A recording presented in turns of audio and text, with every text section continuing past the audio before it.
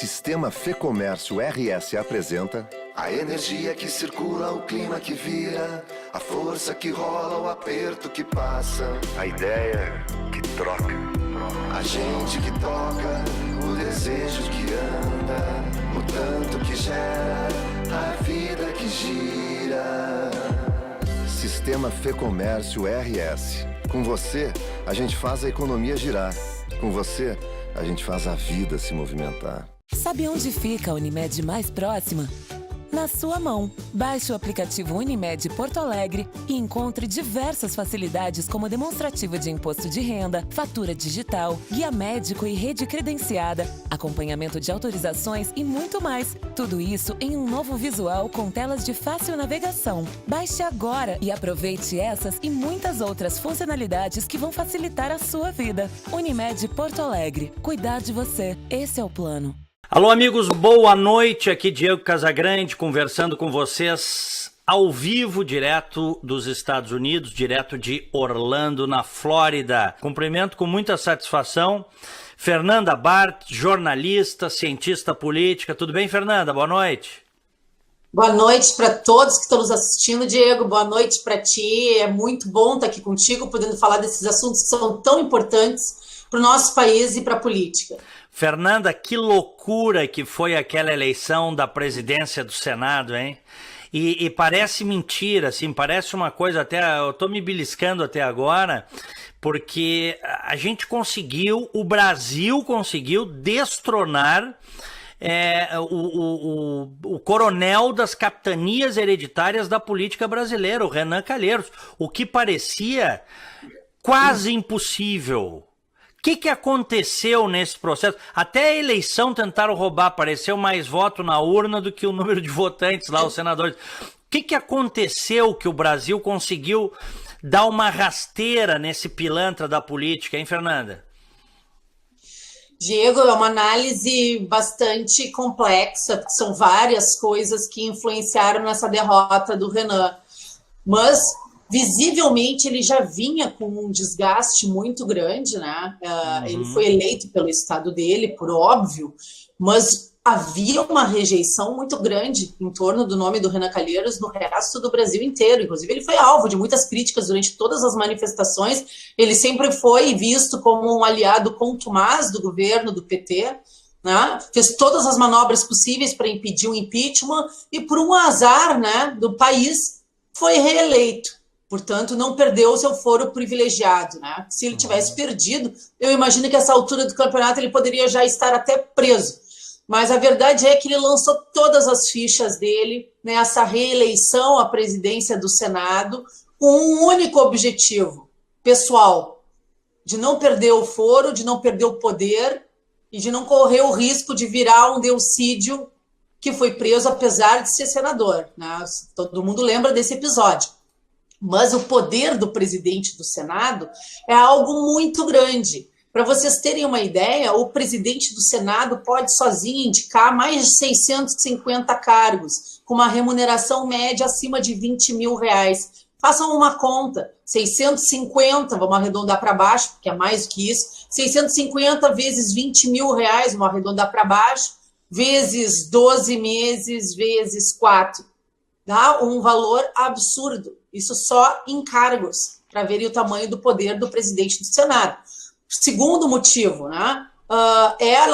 Ele era, na presidência do Senado, a possível território de resistência da oposição, né? O balaúrte do PT, do PCdoB, de todos esses partidos de esquerda que se juntaram nessa conspiração, nessa aliança infame com o Renan Calheiros, e a intenção deles era fazer uma resistência contra o governo, contra as reformas e atrapalhar tudo que fosse possível, mantendo a presidência do Senado. Eu não tenho dúvida de que o Renan Calheiros não ia ser um aliado do governo Bolsonaro, não ia ajudar as reformas a passarem, que se porventura ele viesse a aprovar alguma das reformas ou ajudar que as reformas andassem, o preço seria altíssimo. Né? Pessoas como ele cobram um preço altíssimo por qualquer ajuda que venham a dar. A gente ia ter um governo calcado na dependência da pessoa do Renan Calheiros dentro do Senado, uma dependência que não tem como ser saudável, né?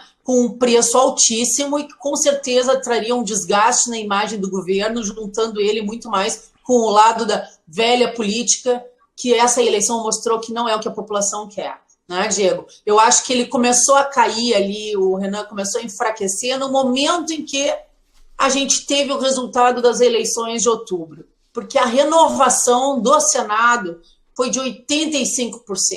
As pessoas que elegeram os senadores e não reelegeram os senadores, figuras como Romero Jucá, que foram mandados para casa, né? A Vanessa Graziotin, que foi mandada para casa, outras pessoas péssimas que podiam estar lá até agora, como a própria Gleisi, que desceu para deputada federal porque sabia que não se reelegeria como senadora. A população não queria mais ver essas pessoas lá dentro, a grande parte da população. Então, a renovação foi de 85%. A gente imagina que, no mínimo, 50% desses novos senadores foram colocados lá para realizar a mudança. Ou seja, era muito difícil que uma pessoa que está sendo eleita pela primeira vez com o discurso de mudança fosse querer um Renan Calheiros no Senado. E a questão de que o voto aberto, no momento em que o voto aberto foi aprovado, Diego, dentro daquela sessão tumultuadíssima, com aquele ataque histérico da Cátia Abreu, que roubou os documentos, se abriu na pasta. A Cátia Abreu é uma ladra. Ela roubou uma pasta que era um documento público que ela não poderia ter. Ela furtou, na verdade, né? Ela se aproveitou mulher. Ela se aproveitou. Se fosse um homem que tivesse feito isso, eu tenho certeza que o Davi, que estava presidindo a casa naquela sessão, chamaria a polícia, né, do Senado e tiraria ela de lá ou mandaria devolver os documentos. Não o fez por ser mulher. Ela se colocou vitimizada na figura de mulher, o que torna a ação dela ainda mais torpe. Ou seja, aquela palhaçada que foi feita, e teve aquele momento, para mim, muito simbólico do mal, quando ele sentou na mesa e sentou do lado direito ela e do lado esquerdo o Renan Calheiros, exercendo ali uma pressão para que ele abrisse mão da condução da votação, né, em nome do senador mais velho da casa. Que bom que ele não fez isso, porque no momento que ele abrisse mão da condução, ele não poderia voltar mais, ele não presidiria a sessão no outro dia, o que foi indispensável para essa vitória, né, Diego? Porque a gente sabe que o poder na mão do Renan, ou de qualquer um dos comparsas do Renan ali presentes, a gente não sabe o que eles poderiam ter feito de manobra na hora da votação. Porque voto extra apareceu no outro dia, né, Diego? Agora, impressionante o medo que alguns grupos... Tem os que são aliados dele, não é, Fernanda? Naturalmente, porque são do grupo, né? Não só do MDB, mas a turma do PT, a turma de esquerda, é toda aliada do Renan. Porque estavam tudo, né? Estavam tudo juntos nos governos Lula e Dilma saqueando o país, né? Vamos dizer assim. Mas tem gente lá que não é da turma e tem medo do Renan. Tem medo. Tem zum lá pelos corredores. O que esse cara faz? Qual é a chantagem que esse cara faz? Eu não sei se é que isso acontece. Mas por que os caras têm tanto medo dele, Fernanda? São muitos anos de poder enraizado, né, Diego? É muito poder concentrado na mão de uma pessoa só. Imagina quantos dossiês ele não elaborou nesse período. Imagina quantos favores ele não prestou para outros senadores, para parentes de senadores, para o próprio componente, para componentes do judiciário, né? Então a gente fica tentando entender melhor isso, mas com certeza é um poder que estava enraizado de tal forma que eu achei que essa vitória de qualquer membro da oposição fosse impossível. Mas no momento em que passou o voto aberto, naquela votação que foi feita na sexta-feira, já deu para vislumbrar que algo muito sério ia acontecer para o lado do Renan. Por quê? Porque eles não... Os abutres que orbitam essa parte do poder, eles não resistem ao cheiro da carniça. No momento em que o Renan perdeu a questão no voto secreto, e quem assistiu à sessão no Senado viu que ele estava desesperado. A forma como ele falava, e os amigos dele, a Cátia Abreu, a forma como eles estavam reagindo ao voto aberto, mostrava claramente que ele sabia que ali tinha começado a derrota dele. E por que essa paixão pelo voto secreto? Porque ele poderia comprar livremente vários dos senadores que estavam ali, que só estão fingindo que são pessoas idôneas e não são, mas que não votariam abertamente nele por medo da opinião pública. Que, graças a Deus, as pessoas têm se manifestado, têm ido para a rua. Eu li hoje um texto muito bom do nosso deputado federal Marcel Van Hatten, que ele colocou muito claramente: nós devemos agradecer à sociedade por se manifestar, porque isso fortalece a democracia. Com certeza, se ficássemos todos quietinhos em casa, se não estivéssemos ativos nas redes sociais, se o tuitaço fora Renan, voto aberto, não tivesse tomado conta das redes um dia antes da eleição, a gente poderia não ter esse resultado, Diego. Os deputados e os senadores, eles funcionam na base da pressão popular e do medo da opinião pública. Então, fala em voto aberto, eles se tremem todos, porque eles não querem que as pessoas saibam como eles vão votar. No momento em que o Renan tomou aquela primeira derrota, o que ele passou? Uma sinalização para estes senadores, que ainda são os senadores dos conchavos que estão lá dentro, de que ele não era mais uma pessoa forte, de que o poder dele estava estremecido. E é que nem os ratos que pulam primeiro do navio, né? Vamos nós logo nos juntar a quem vai dominar o poder antes que a gente fique de fora e fica ruim. Dizem que ele retirou a candidatura dele no sábado, né? Porque a derrota seria acachapante. Eu realmente acredito que a derrota seria acachapante. Ô, Fernanda, eu peguei aqui, eu tô com um trecho do discurso, eu acho que é 3 ou 4 minutos do Renan Calheiros, que é o discurso no qual ele retira a candidatura. Eu acho que tá valendo, né, a gente... Tá valendo, tá valendo. Eu acho que tá valendo a gente assistir, né, de novo, porque foi uma piada. Quando ele viu que ia perder, já era a segunda votação, porque a primeira houve uma tentativa de fraude. Tá? Com certeza. Isso tem que ser elucidado. Tem que ser, Diego. Agora... Usem todo aquele sistema de câmeras dentro do Senado, que nós queremos ver o que estava escrito naqueles 2 papeizinhos que foram rasgados pelo Maranhão, que agiu muito mais como um cúmplice do que como um senador, né, Diego? Agora imagina a chinelagem, né? Nós estamos falando, Fernanda, senhoras e senhores, nós estamos falando do Senado da República, onde são feitas as leis. E tem vigarista lá, tem safado. Evidente que tem pessoas honradas lá que estão lutando contra isso. Mas tem safado, porque se não tivesse gente safada lá, não tinha aparecido voto a mais, um voto a mais do que o número de votantes. Então, isso, olha, é uma vergonha. Até porque são 81 senadores, apareceram 82 votos e tinha uma cédula mais assinada pelo presidente. Aparentemente é isso, né, Fernanda? Aparentemente é isso. É isso, mas isso tem que ser esclarecido, Diego. Claro, tá? e assim... É inadmissível que alguém tenha colocado 2 cédulas dentro da urna. Olha, é uma fraude, vergonha. Né? Se você contar em qualquer lugar minimamente sério do planeta... ninguém acredita, tá? E isso só acontece porque... Agora esse Davi Alcolumbre, que a gente pode falar dele daqui a pouquinho também, ele está dizendo que vai acabar o voto secreto, que vai mudar o regimento, vai acabar o voto secreto. Tem que ser tudo transparente, tá? Tudo. Bom, mas vamos então ver o senhor Renan Calheiros. Vamos ver aqui, ó. Vamos ver aqui. Sobre o processo de votação. Tá ligado. Senhor presidente, senhores senadores, eu acho que desde ontem nós estamos vivendo aqui no Senado Federal um constrangimento. Nós estávamos brigando para manter a Constituição Federal, pôr em prática o regimento, e até agora, senhor presidente, até agora nós não estamos conseguindo entregar à nação a constitucionalíssima escolha reproduzida no regimento pelo mandamento constitucional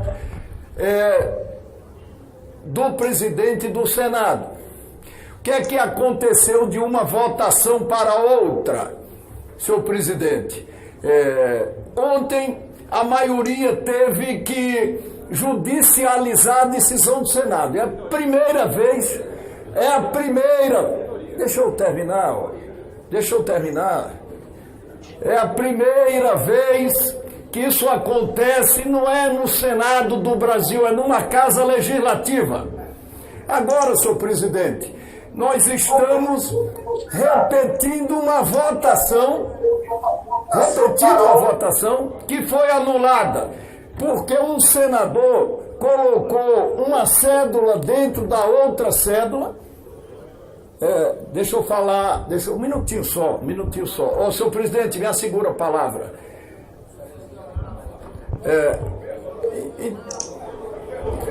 Senhor presidente, então, senhor presidente,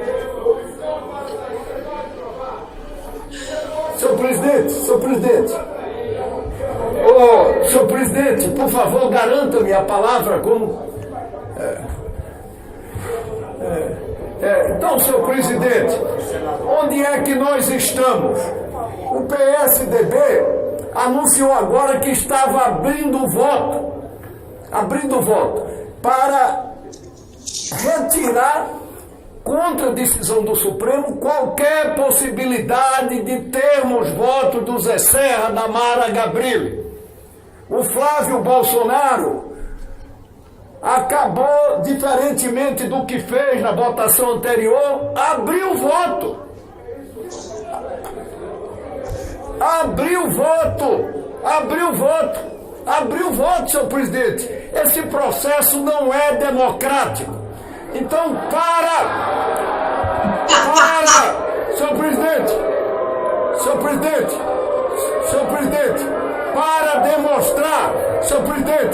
para demonstrar, estou encerrando, senhor presidente, sobre a votação, para demonstrar que esse processo não é democrático, eu queria lhe dizer que o Davi não é Davi, o Davi é o Golias. Ele é o novo presidente do Senado e eu retiro a minha candidatura, porque eu não vou me submeter a isso.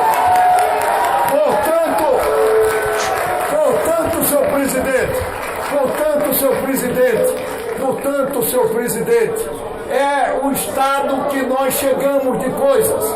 Eles querem ganhar de todo jeito, com o voto da minoria.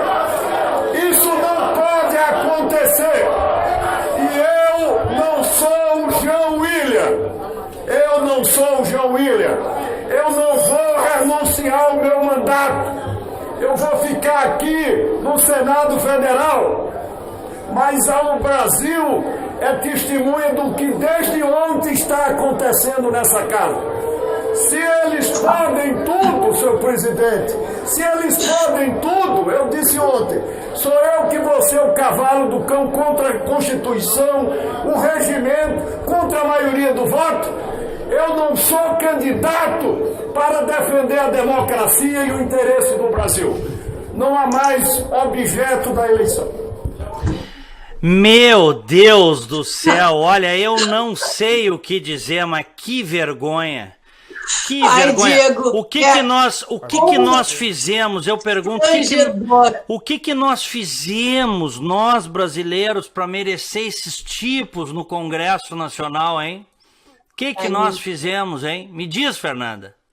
Olha só, Diego, assistindo ele agora de novo, com mais calma, ele tem 3 frases que ele diz que obrigatoriamente tem que virar memes eternos, tem que ser repetidas, porque são tão engraçadas. A primeira dela é criticando o Flávio Bolsonaro. Ele diz: abrir voto não é democrático. Desde quando? Abrir voto não é democrático. Isso é frase de desesperado. A segunda é: ele não é Davi, ele é o Golias. A gente já tinha dito isso na sexta-feira, né? Que essa parecia a luta do Davi contra Golias, porque a força e o poder político do Renan sempre pareceram inabaláveis. E o Davi estava ali resistindo, quieto, mostrou frieza, mostrou calma, porque eu acho que qualquer outra pessoa tinha surtado perto daquela louca, daquela Cátia Abreu. Não, ele mostrou uma impassibilidade, assim, digna de quem precisa assumir a casa, porque para estar lá dentro, aquilo lá é uma casa de loucos, né? A gente tem que ter muita calma. E a terceira frase que ele diz é: eu não sou John Williams, e aí ele erra o nome do John Williams. Eu não vou renunciar, eu não sou John Williams. Não, é piada, né? Não foi um discurso sério, foi um discurso de pessoa desequilibrada, desesperada e que sabe que vai perder. Agora vem o alerta, Diego, e o título dessa live que tu propuseste, né? Não adianta a gente só tirar a presidência do Senado das mãos do Renan.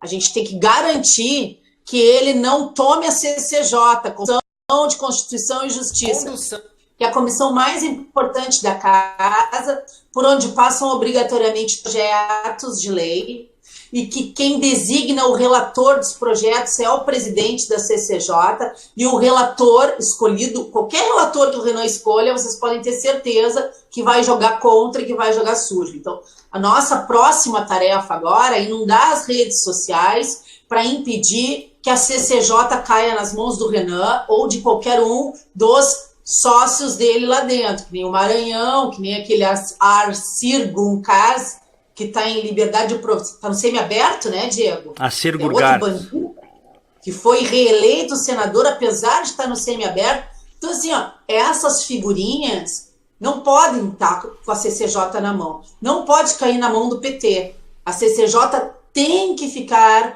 com a base aliada do governo, tá? Porque não adianta tu só ter a presidência da casa. Se a CCJ cair na mão da oposição ou de um mau caráter negociador como é o Renan Calheiros, a nossa vida vai ser difícil de qualquer forma. Então, essa é a prioridade máxima para os próximos dias. Lutar para que a Comissão de Constituição e de Justiça do Senado e da Câmara não caiam nas mãos nem da oposição e nem dos aliados do Renan, né? Isso é muito importante que a gente deixe bem claro isso. Aham.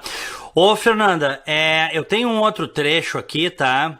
Eu peguei da TV Senado, nós estamos usando essas imagens aí da TV Senado, do novo presidente, o Davi Alcolumbre, que é do Democratas do Amapá. Eu confesso que eu tenho um pé bem atrás com ele, mas eu falei, inclusive no sábado, eu fiz uma transmissão aqui, depois falei na rádio. Olha aqui, ó, é uma batalha de cada vez, tá? Quer dizer, a batalha principal naquele momento, sexta e sábado, era tirar o Renan Calheiros, tá? Esta primeira batalha. Esse Davi Alcolumbre aí, ele se abraçou no Aécio Neves, ele foi um grande defensor do Aécio Neves na CCJ do Senado, o que é uma lástima, é uma pena, o Aécio Neves já tinha que ter sido cassado. E ele também tem inquérito no STF por uso de notas frias em campanha eleitoral, tá? Da campanha eleitoral de 2014. Como as coisas são muito lentas no Brasil, fica lá no STF. Tá lá no STF, a coisa não anda.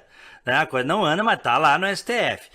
Mas o discurso dele me pareceu um discurso interessante no atual momento brasileiro. Vamos ouvir um trechinho, Fernanda? Vamos. Então vamos lá. Condução do Senado. Não conduzirei um Senado de revanchismo. Os meus adversários terão, todos eles, de minha parte, pujante disposição para o diálogo e a mais ampla cooperação. E também terão a minha deferência para a construção de um novo Senado, com os ânimos serenados e voltados ao bem comum. Precisamos reunificar o Senado da República em torno do que lhe deve ser mais caro: a República e o interesse público. Não tem inimigos na política. A condição de adversária passageira e permanente são as instituições. Oposição. Situação e oposição contarão com o mais amplo respeito desta presidência. As prerrogativas republicanas dos parlamentares e seu exercício com a retidão moral é assunto do qual não me desviarei e defenderei com intransigência a função parlamentar que lhe foi outorgada pelo povo brasileiro. Transparência. Manifesto desde já que, no que depender da minha condução, essa será a a derradeira sessão do segredismo, do conforto enganoso do voto secreto. Só com a transparência em todas as nossas práticas, o Senado reconquistará seu prestígio e revelará sua estatura no conjunto dos poderes. Não devemos temer a crítica das ruas, devemos ouvi-las com atenção e recolhê-la com acato e humildade. Independência do Legislativo.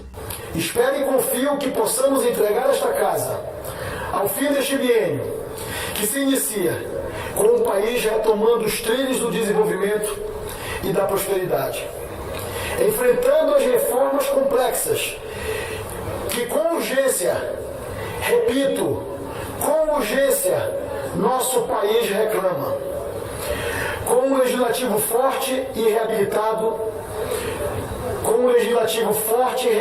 com a cidadania, que não se curve à intromissão amesquinhada do Poder Judiciário e de qualquer outro poder, que se reconcilie com a sua função por excelência de representar o povo e os estados da Federação. O Brasil, senhores senadores e senhoras senadoras, conta conosco. O nosso país conta com cada um de nós. Não podemos nos dar o luxo de falhar. Muito bem. O que achaste, Fernanda Bart? Eu tenho duas observações para fazer em relação ao Davi. Tá? Primeiro, a maioria das pessoas, eu tenho certeza que jamais tinha ouvido falar dele até o momento em que ele presidiu a sessão de sexta-feira. E ele foi escolhido a dedo, né, pelo Onix, porque ele era o único que poderia ajudar o governo, que era da composição anterior do Senado e que podia presidir a sessão. E o que era a coisa mais importante estrategicamente na sessão de sexta-feira?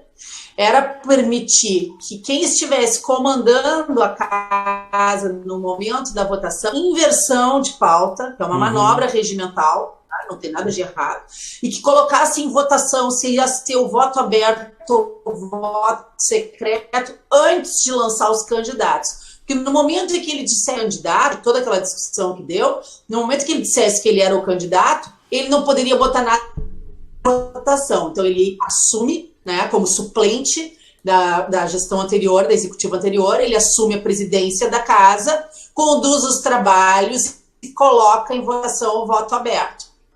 Né? E aí eles enlouquecem que esse assunto fosse colocado, né, daquela forma. Porque se fosse pelo senador mais velho da casa, talvez eles tivessem outro resultado. Ou seja, vê a pauta, o voto aberto, segura no osso aquela rebelião toda, mostra que tem calma e que tem paciência, e naquele momento, Diego, ele cresce perante todos os outros candidatos e se torna o candidato mais viável para derrotar o Renan. Ele foi construído durante a sexta-feira, sem dúvida disso. Se tivesse tido aquela condução, né, porque parecia que a Cátia Abreu estava pedindo para ser agredida. Se acontecesse qualquer tipo de agressão contra ela, fazer um rendezvous ali dentro, ela ia ser interrompida. E eu tenho um resultado muito pior. Ele manteve a calma, até que no final da sessão ela vazou o áudio dela. O que eu faço com essa pasta? Hein? Vocês ouviram isso, né? Claro, o que eu faço com essa pasta? Que era a pasta que tinha as assinaturas, né? Exatamente. Então, ele cresceu no processo, tá? O Davi não era ninguém quarto processo e se capacita para ser o candidato acima do Álvaro Dias, que era um cara respeitado, acima do Espiridion Amin, que deixou muito a desejar, né, como candidato.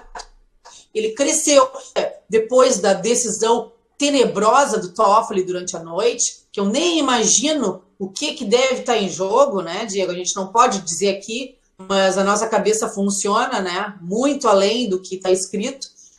Então a gente tem que perceber que quando abre a sessão no outro dia para a votação, entre o Renan e o Davi e os outros candidatos, o único nome que tinha como tirar o Renan dali era o Davi. E nos abraçamos todos no Davi. E eu torço que ele faça uma excelente presidência da casa, ele se dê conta que vale muito mais ser aliado do governo, que está recém começando, do que ser aliado de uma pessoa como o Aécio Neves, né? Que não aconteça de novo esse tipo de episódio no Senado, porque o Davi está tendo a chance da vida dele de mostrar que ele pode ser um bom senador e que ele tem condições de conduzir as reformas que esse país precisa.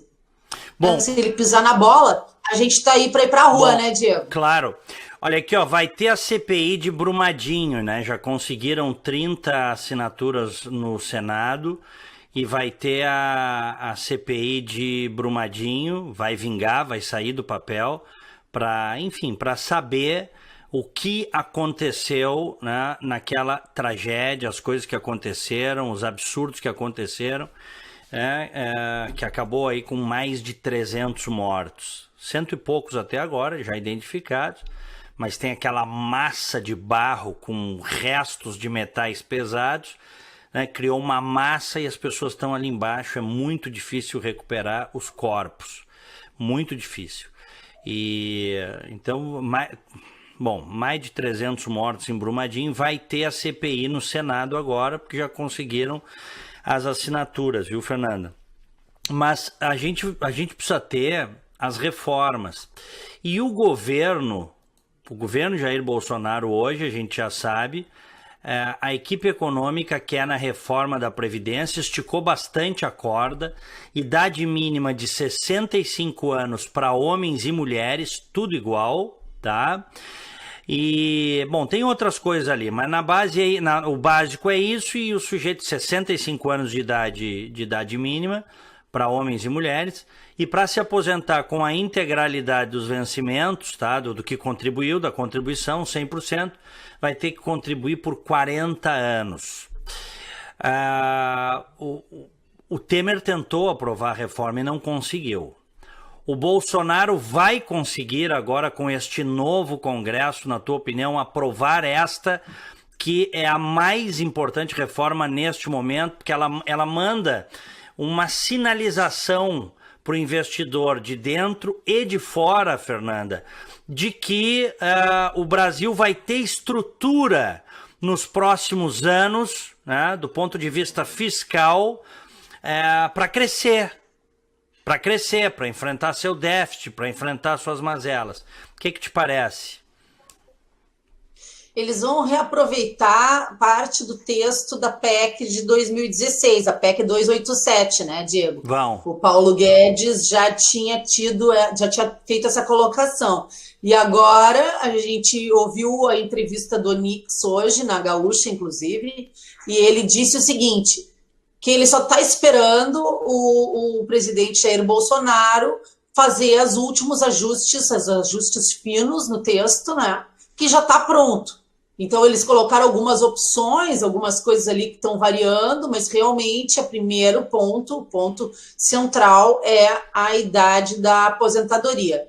Eu vi hoje que, eu acho, Diego, que dessa vez nós vamos ver a comunicação do governo trabalhando a 100% da sua capacidade, porque eu vi uma série de medidas que eles vão tomar para conseguir fazer esse projeto, essa reforma ser aprovada, que o Temer não fez e que faz muito tempo que a gente não vê nenhum governo fazer com a competência necessária. Eles estão prometendo um roadshow, que é tipo, tu faz viagens para vários lugares apresentando o projeto para o sistema financeiro, tá? Eles vão fazer uma campanha fortíssima de televisão para esclarecimento do público em geral. Tem algumas outras ações aqui, a apresentação detalhada para as lideranças da base, todas, vai ser feito. Vai haver uma série de entrevistas exaustivamente explicando cada um dos pontos da reforma. E eles ainda vão produzir uma cartilha com detalhes do projeto para que qualquer pessoa possa entender do que se trata. Após isso, a gente viu o Onix colocando ali que já tinha, no mínimo, 49 votos para aprovar a reforma no Senado. Ele precisaria de 42, mas que ele já teria 49, já teria até com uma boa margem aí necessária, né? Os votos necessários na Câmara de Deputados são 308 votos necessários dos 513 deputados. Tá? Eles teriam já essa quantidade de votos. O que a gente vê é que desde o final da campanha, desde o final da eleição, o Onyx deu a entender que teria uma base flutuante, uma base de apoio do governo em torno de 220 deputados estaduais. Eu acho esse voto de confiança para o Onyx, porque até agora, o que ele ia fazer, ou tentar fazer, ele ido. Né? Eu acho que o mínimo, depois dessa derrota do Renan, ele tem sim o dedo dele lá, ele tem o seu grau de responsabilidade nos tecidos. Espero que ele esteja certo em relação ao número de deputados e senadores necessários para aprovar a reforma. Fato é que essa renovação que teve tão grande na Câmara de Deputados também, né, Diego? Os deputados, muitos deles que foram eleitos pelo primeiro mandato, que estão lá, são deputados que foram eleitos para fazer a reforma, para fazer a mudança, porque a sociedade quer ver as reformas serem feitas. Né? Só o PSL já passa dos 54 deputados, né? E aí vem todos os outros da base, uma parte do PSDB quer a reforma, outra parte não quer, é um partido que vai votar rachado, a gente tem que esperar que eles votem rachado também.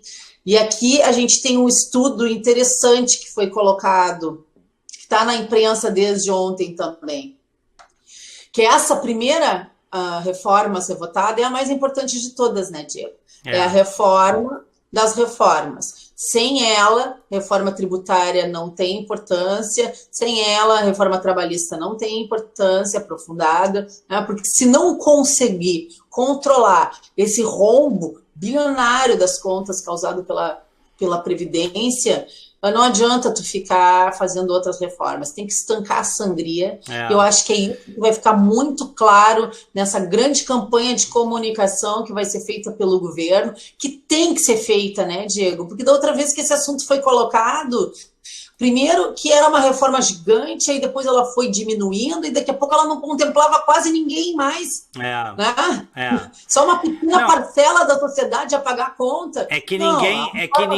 ninguém quer perder, né? Esse é o ponto. A reforma tem que ser ampla, né? Sim, tem que ser ampla. Se ela não for ampla, é melhor não ter.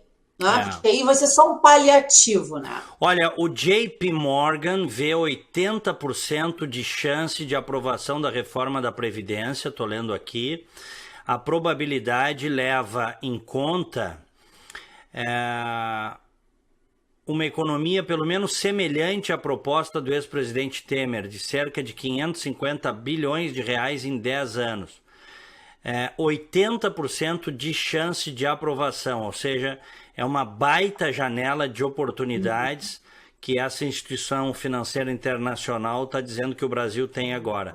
Tem muitas mensagens aqui, deixa eu pegar aqui, ó. Vamos começar. Uma mensagem aqui, tá, Fernanda? Vamos rodar aqui. Vamos rodar uma mensagem aqui de áudio. Boa noite, Diego. Boa noite, Fernanda. Minha pergunta é em relação à composição da mesa do Senado, na construção de uma maioria para aprovação da reforma da Previdência Social.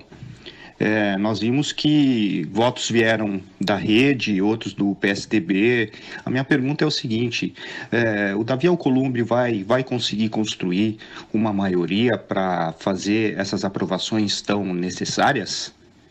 Fernanda, só mais uma coisinha.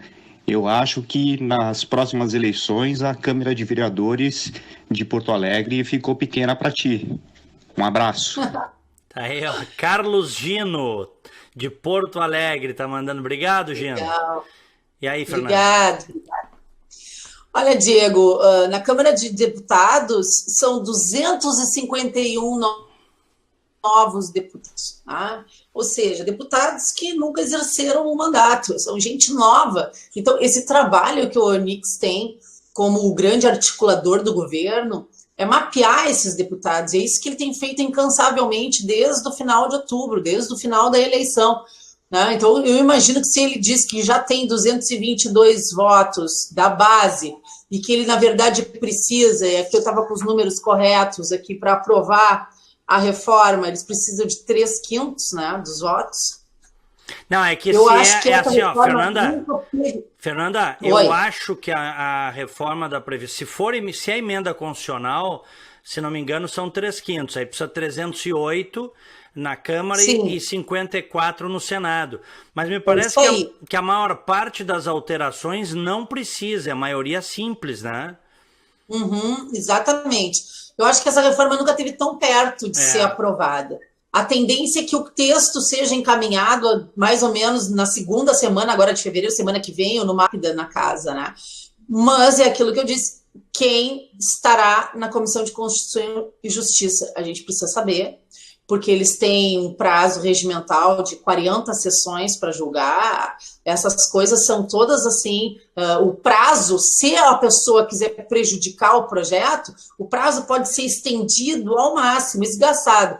E o presidente e o Paulo Guedes precisam que essa reforma seja aprovada nos primeiros 6 meses de governo, para poder ter, então, no máximo entre 1 ano, 1 ano e meio já, o resto das reformas sendo debatidas, né? Porque essa reforma é meio que uma reforma tranca-rua, assim, tranca-pauta. Enquanto não for decidido e não for deliberada a reforma da Previdência, a impressão que eu tenho é que as outras reformas não vão nem sair do papel, nem sair do debate. Todos os esforços do governo estão concentrados em aprovar a reforma da Previdência.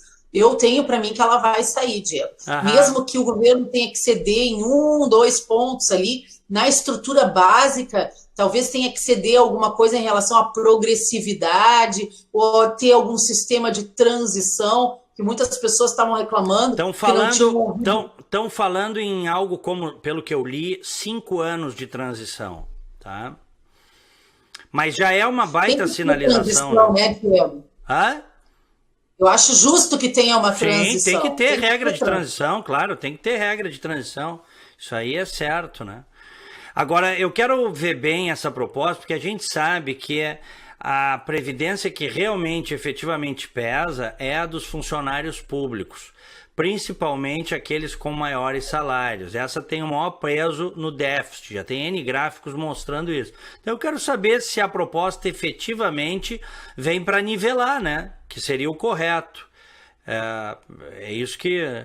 Porque o cara que ganha o salário mínimo ali, se tu arrochar mais ele, pô... Imagina um idoso com salário mínimo no Brasil, que é a maioria dos que recebem, dos aposentados, é salário mínimo. Olha, nem para comprar os remédios dá, Fernanda. As aposentadorias que efetivamente pesam na conta são a dos servidores públicos, principalmente dos mais altos salários. E é isso que ninguém nunca consegue mexer. E aí tem o tal do direito adquirido, e aí tem mais não sei o quê.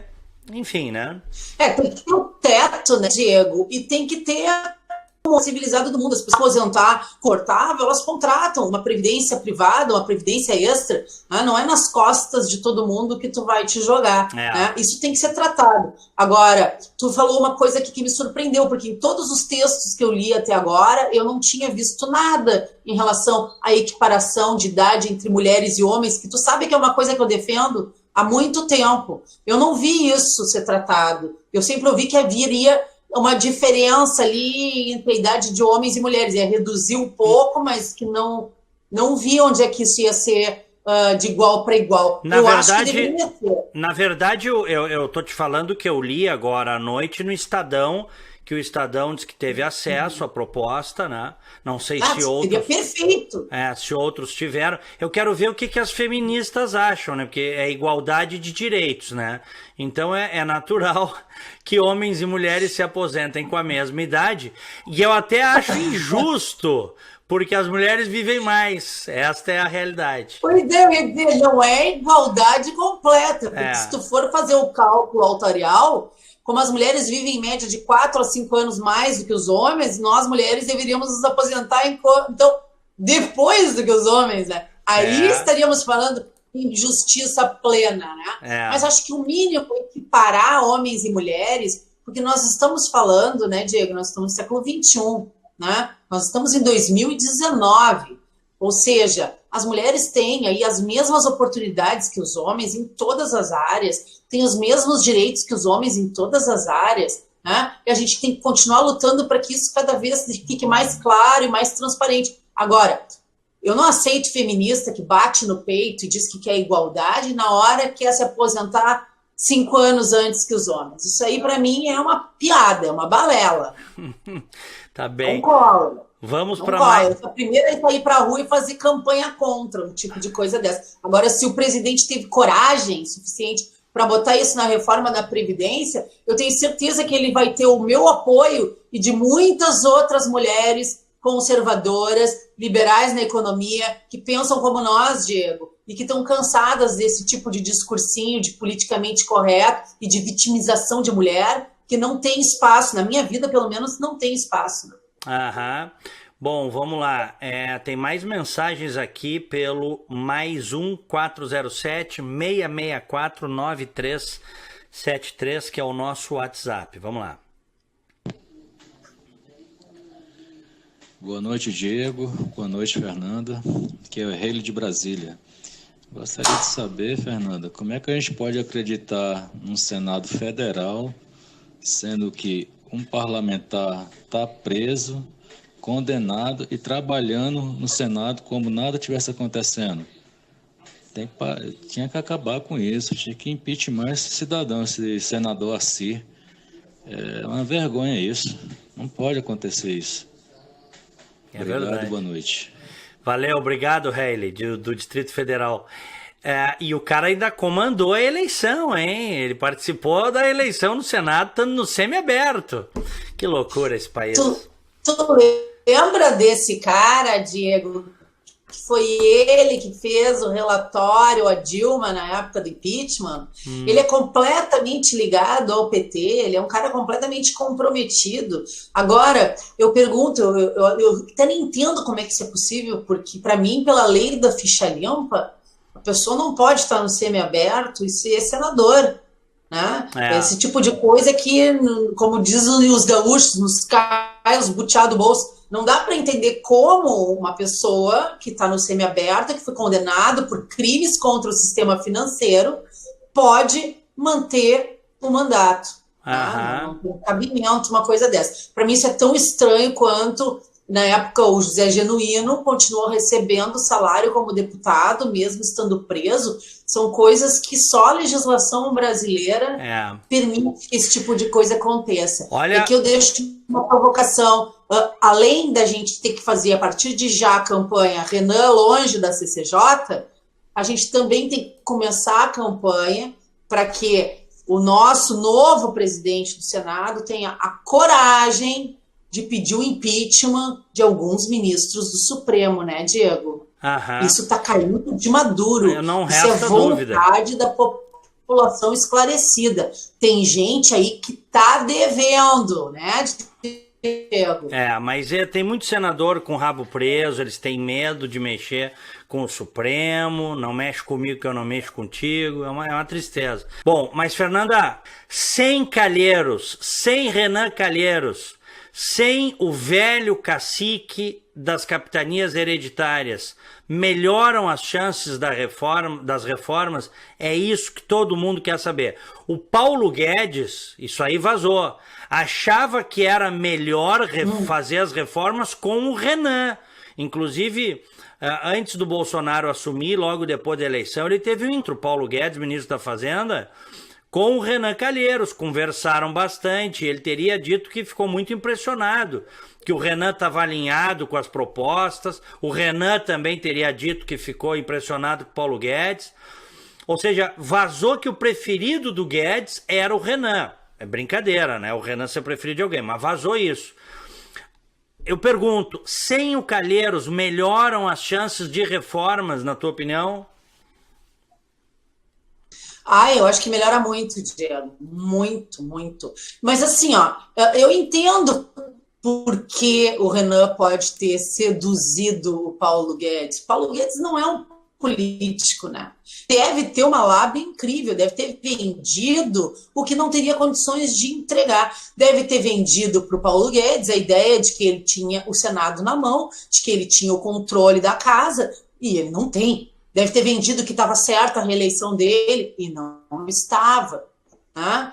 Agora a gente tem que analisar isso com outros olhos. Agora, com a retirada do Senado das mãos do Renan Calheiros, ele e a oposição, o PT, diga-se de passagem, especificamente, que é uma das maiores bancadas e que são aliados do Renan, eles estão isolados. De uma certa forma, eles estão isolados. Eles vão ter que trabalhar dobrado, sem o controle do Senado, né, para obstruir o governo de alguma forma. Agora tem que manter a CCJ longe do Renan. Longe Isso do Renan. é indispensável, tá, Diego?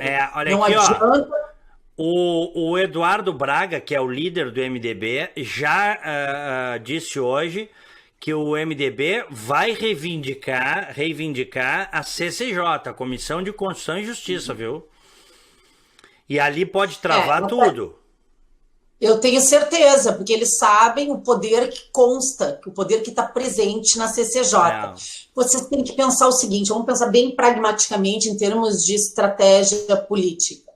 Se tu perde a presidência do Senado, onde é que tu vai tentar negociar? Se tu está trabalhando na parte fisiológica, política, do troca-troca, da velha política, tu tem que te agarrar na CCJ.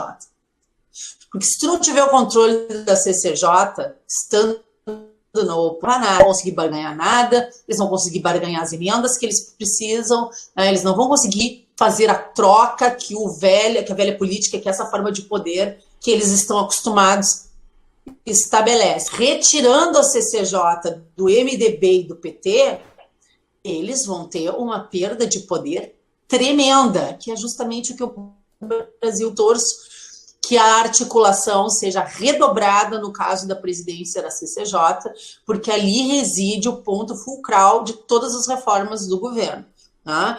Eu até ouso dizer que o fato de um presidente do Senado, ele pode pautar a casa, pode, mas a presidência da CCJ ela é mais importante em termos estratégicos, porque a questão da indicação da relatoria em relação aos projetos que vão ser enviados, né, é muito importante. Se tu escolher só gente ruim para relatar, por exemplo, vai a reforma da Previdência para lá e eu coloco um relator que seja completamente contra todos os pontos da reforma. Ele vai fazer um relatório contrário, ele vai obstruir no que ele puder. Então, vocês têm que entender a sensibilidade que reside nessa posição. E o MDB, obviamente, está lutando desesperadamente. Vocês imaginem quantos cargos eles perderam com a queda do PT. Haddad não se elegeu o Bolsonaro, não era aliado, né, do governo, não era aliado do PMDB. São milhares de cargos. A gente não pode ser ingênuo. É muito poder, é muito dinheiro. E eles perderam isso. Perderam todos esses cargos federais. Onde é que eles estão se agarrando? Estão se agarrando nas comissões, estão se agarrando na casa. Essas indicações de 670 cargos quase que o presidente do Senado tinha direito. Eles já... Ou seja, está batendo desespero, Diego. Eu quero agradecer muito jornalista, cientista política Fernanda Bart. Obrigado, Fernanda. A internet às vezes deu uma rateada, como se quisesse puxar o nosso tapete, deu uma travadinha, mas a gente está aqui firmes e fortes. Obrigado, viu, Fernanda? Obrigado para todo mundo. A gente teve uma audiência boa aqui hoje, gente.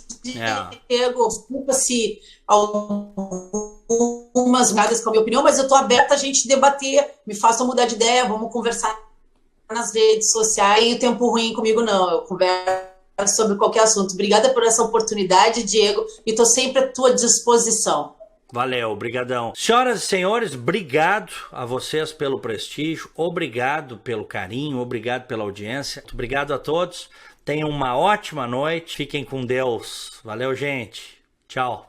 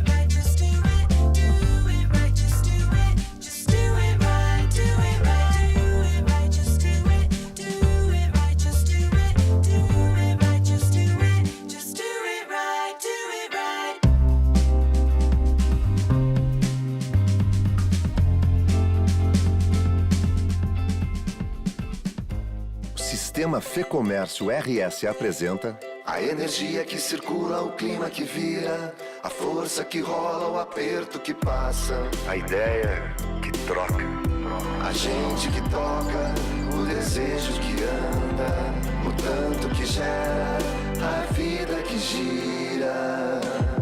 Sistema Fê Comércio RS. Com você, a gente faz a economia girar. Com você, a gente faz a vida se movimentar. Sabe onde fica a Unimed mais próxima? Na sua mão. Baixe o aplicativo Unimed Porto Alegre e encontre diversas facilidades como demonstrativo de imposto de renda, fatura digital, guia médico e rede credenciada, acompanhamento de autorizações e muito mais. Tudo isso em um novo visual com telas de fácil navegação. Baixe agora e aproveite essas e muitas outras funcionalidades que vão facilitar a sua vida. Unimed Porto Alegre. Cuidar de você. Esse é o plano.